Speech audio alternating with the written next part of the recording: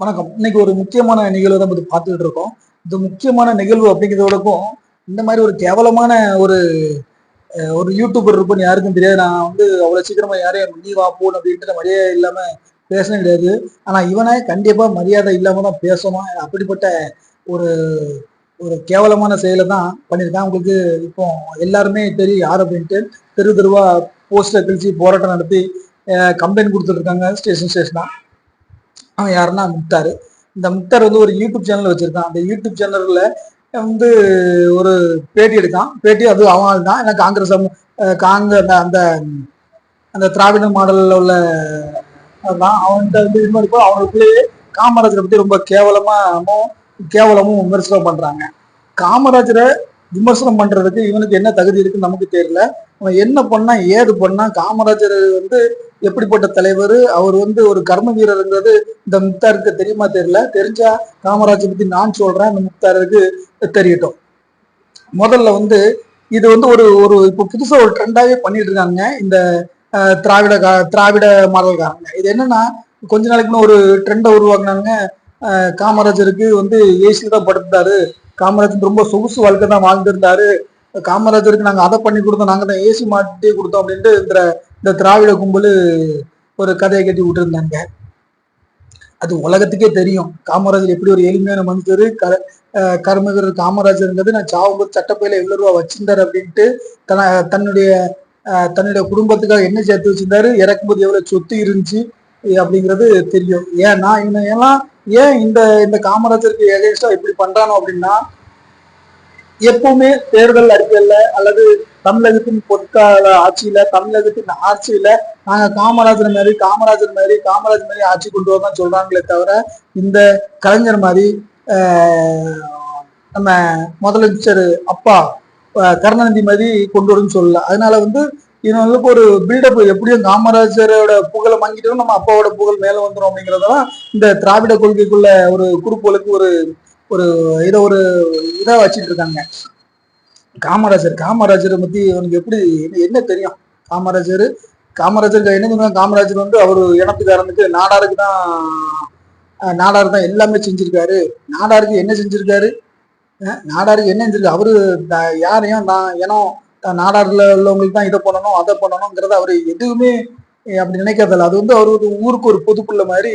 தமிழ்நாட்டின் பொக்கிஷம் அவர்கிட்ட ஜாதிக்காக பண்ணாரு, ஒரு ஜாதிக்குள்ள இருந்தாரு, ரொம்ப அரசியல் பண்ணாரு, கள்ள நோட்டு அடிச்சாரு அப்படிங்கிறலாம் இவங்கெல்லாம் சொன்னா இவங்கெல்லாம் வாய் புளுத்து அழிவு போயிடும். இந்த மாதிரி எப்படிதான் மனசாட்சி இல்லாம ஏன்னா இருப்பாங்க. ஏன்னா இப்போ உங்களை ஒரே கொள்ளை ஊழல் தான் நடந்துட்டு இருக்கு. ஏன்னா இவன சித்தாந்தத்துக்கும் காமராஜரோட சித்தாந்தத்துக்கும் ரொம்ப வித்தியாசம் இல்லை. அதனால இவங்க கண்டிப்பா இப்படிதான் சொல்லுவாங்க. இப்போ ஒரு புதுசா ட்ரெண்டா கொண்டு வந்திருக்காங்க. ஏன்னா மதிய உணவு திட்டத்தையே ஸ்டிக்கர் ஒட்டி காலை உணவு திட்டம் ஒரு நாரி போன உப்புமாவை போட்டு நாங்க தான் குழந்தைகளுக்கெல்லாம் சாப்பாடு கொடுத்தோம்னு சொல்றதுக்கான முயற்சிகள் இருக்கிறதா இந்த திராவிட கும்பல். அதாவது அவங்களோட மைண்ட் செட்டு அப்படிதான் இருக்கும். எப்ப முதல்ல தான் உயிரை தன் சொத்தை வித்தாலும் பிள்ளைகளுக்கு கல்வியை கொடுக்கணும் அப்படின்ட்டு அவரு எவ்வளவு பாடுபட்டிருக்காங்கிறது நம்ம சொல்லி தெரிஞ்சோம்ல. பல பேர் இப்ப இருக்க கவர்மெண்ட் அதிகாரி பல அவங்க அவர் கட்டி கொடுத்த பள்ளிக்கூடத்துல தான் படிச்சிருப்பாங்க, படிச்சு பெரிய ஆள் ஆயிருப்பாங்க. சரியா? அதாவது இந்த பிள்ளைகள்ல ஒரு சின்ன பையன் எவ்வளவு தூரத்துக்கு போக முடியும், ஒரு 3 கிலோமீட்டர் தான் அவங்க நடக்க முடியும் அப்படிங்கிறதுக்காக ஒரு அந்த 3 கிலோமீட்டருக்குள்ள ஒரு தொடக்கப்பள்ளி ஆரம்பிச்சாரு.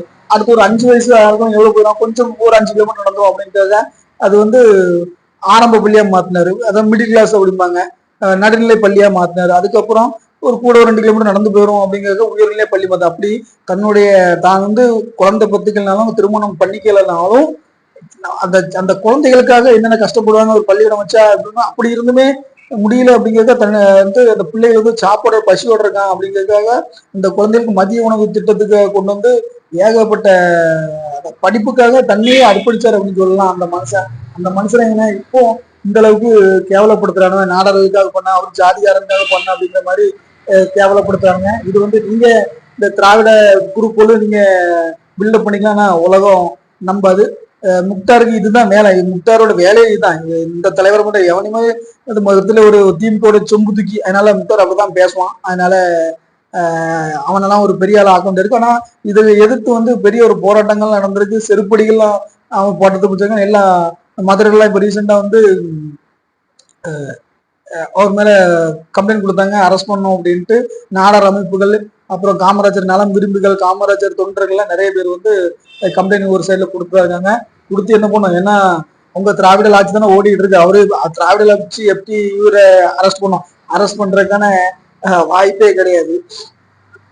இதுக்கு ஒரு சிறந்த உதாரணம் எத்தனை அணைக்கட்டு கட்டிருக்காது இல்லைங்களா? தாமிரபரணி அணைக்கட்டு, பெருஞ்சாணி, பேச்சுப்பாறை, ஒரு நம்ம நம்ம நார்வேல்ல அந்த தொட்டி பாலம் இருக்கு. இந்த தொட்டி பாலத்தெல்லாம் எவ்வளவு ஒரு ஆளுமை இருந்தா ஒரு ஒரு ஒரு இடத்துல இருந்து ஒரு இடத்துக்கு தண்ணி வேணும், அந்த அந்த மக்கள் பாதிக்கப்படக்கூடாது, எவ்வளவு ஒரு தொலை உணர்வோட அந்த மேல கட்டிருக்காப்புல. அவர் கட்டினதுல குறைஞ்சது 100க்கு மேலப்பட்ட அணைகள்லாம் கட்டிருக்காரு. அது வந்து முக்தார் சொல்றான், சின்ன சின்ன அணையை கட்டினாரு, கரிகாலன் கரிகாலன மாதிரி கல்லணையா கட்டினார் அப்படின்னு பில்டப் போடுறான். ஒரு சங்கி மங்கின்னு சொன்னா கூட நல்ல பேரு.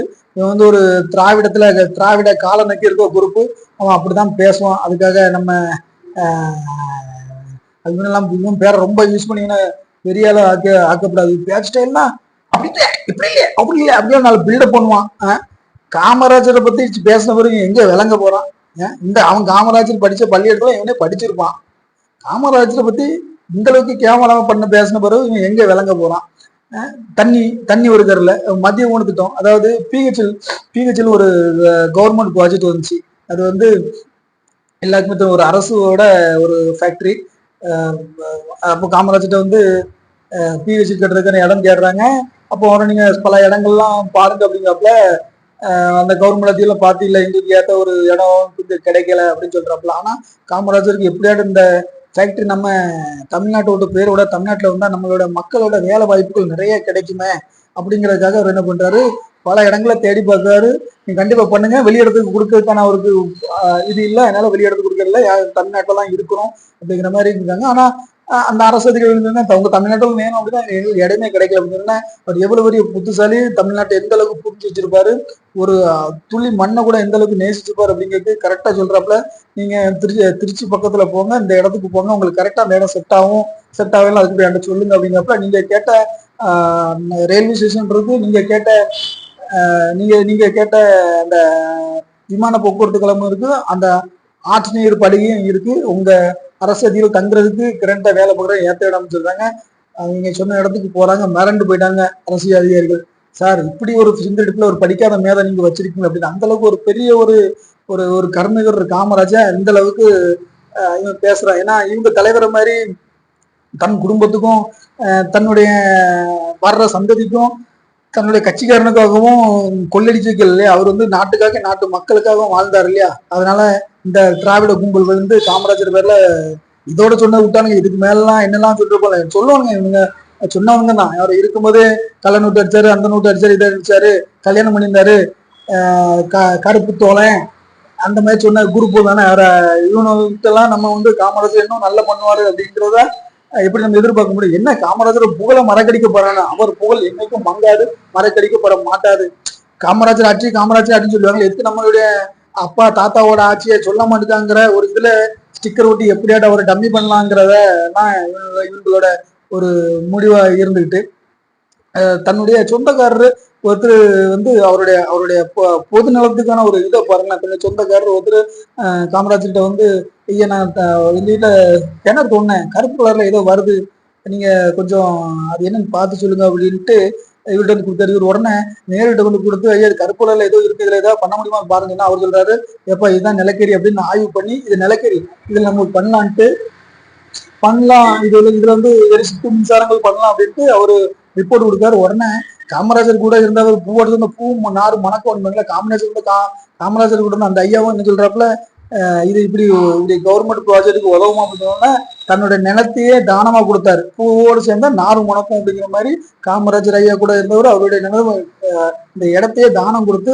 இன்னைக்கு அந்த நிலக்கரி இருக்கு இல்லையா, அந்த நிலக்கரி அணுமின் நிலையம் அதெல்லாம் உருவாக்குனது அந்த தானமா கொடுத்த காமராஜரால உருவாக்கப்பட்ட அந்த அணுமின் நிலையங்கிறது எத்தனை பேருக்கு தெரியலங்கிறது உங்களுக்கு தெரியல.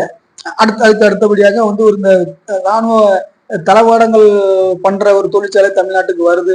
இப்போ நான் அந்த அந்த அந்த தொழிற்சாலை வருது தமிழ்நாட்டுல பண்ணுனாங்க இடங்கள்லாம் தேடிட்டு இருக்கோம். அந்த விதத்துல அங்க வந்து சென்ட்ரல் கவர்மெண்ட்டும் காங்கிரஸ் தான் இருக்கு. அப்போ வந்து அதுல திடீர்னு வந்து ஜார்க்கண்ட் ஒரு மாவட்டமா ஒரு மாநிலமா பிரியுது. அப்போ சென்ட்ரல் கவர்மெண்ட் சொல்லி ஜார்க்கண்ட் மாவட்டம் அவங்களுக்கு தொழில் புரட்சி எல்லாம் கொஞ்சம் வந்துருங்க அப்படின்னு கொடுத்தாங்க. அப்போ நம்ம ஆட்கள் இப்போ ஆட்கள்லாம் கமிஷன் கரெக்ஷனு எங்க ஆட்கள் அந்த கான்ட்ராக்ட் கொடுத்தோம் அந்த ஆளுக்கு தான் இந்த கான்ட்ராக்ட் கொடுத்து கொடுக்கணும் அப்படின்ட்டு ஒரு பெரிய அமௌண்ட் வச்சிருக்கோம். நான் கர்மவீர் காமராஜர் என்ன பண்றேன்னா, சரி உங்க டெவலப் ஆகணும் உங்க மாநிலம் டெவலப் ஆகணும்னு சொல்றீங்க, கண்டிப்பா தரேன். ஆனா அதுல என்ன அதுல வந்து எங்க தமிழ்நாட்டோட ஒரு குறிப்பிட்ட பெர்சன்டேஜ் எங்க ஆட்கள் தான் எங்க தமிழ்நாட்டுக்காரங்க வேலையை வைக்கணும் அப்படின்னு சொன்னாரு. அப்படி சொன்னு தன்னுடைய இனத்துக்காரனுக்கோ தன்னுடைய ஜாதிக்காரன் நாடார்களுக்கோ கொடுக்கணும் அப்படின்னு சொல்லல. பிற்படுத்த பகுதியில் உள்ளவங்க பிற்படுத்தல உள்ளவங்களுக்கு மட்டும்தான் கொடுக்கணும் அப்படின்னு சொன்னுதான் வந்ததுதான். அதுல இப்பவும் அந்த அந்த ஜார்க்கண்ட்ல அந்த ராணுவ தளவாடங்கள் உள்ள இதுல வந்து நம்ம ஆட்கள் வேலை பார்த்துட்டு இருக்காங்க. அங்க வந்து பிற்படுத்துறவர்கள் தான் வேலைக்கு வைங்க அப்படின்னாரு. நாடார வேலைக்கு வைங்க அப்படின்ட்டு எந்த விதத்திலும் காமராஜர் சொல்லல. அந்த மாதிரி ஒரு கர்மவீர் காமராஜரை சொன்னா வாய் அமைஞ்சு வரும். ஏகப்பட்ட கண்டனங்கள் நடந்துட்டு இருக்கு, ஏகப்பட்ட புகார்கள் இவர் மேல கொடுத்துருக்கு. அரசு நடவடிக்கை இருக்குமாங்கிறத நம்ம பொறுத்திருந்து பார்க்கலாம். நன்றி, வணக்கம்.